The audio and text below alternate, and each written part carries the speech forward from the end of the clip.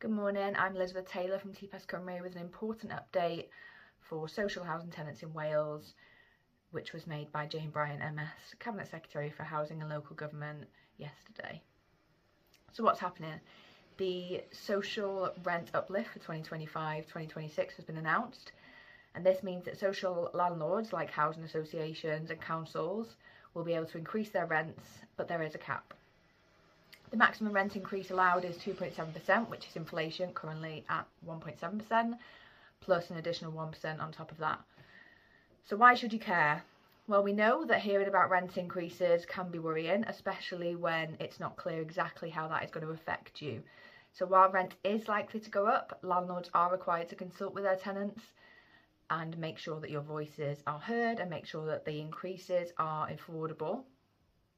TPS Cymru is here to ensure your voice is heard during these discussions and considered when the formal decisions are being made next year.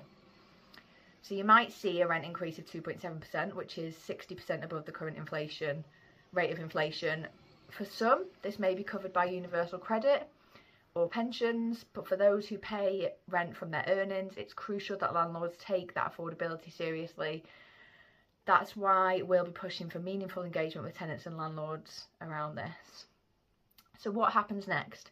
So in 2025, the Welsh Government will launch a consultation to gather input from both tenants and landlords on how rent should be set for the next 5 years.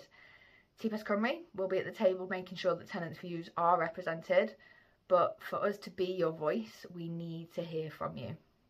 Look out for a video next week of David Wilton, and who's talking to Stuart, a key thinker on rent setting policy in Wales, and we'd love to hear your thoughts on whether you agree with Stuart or not.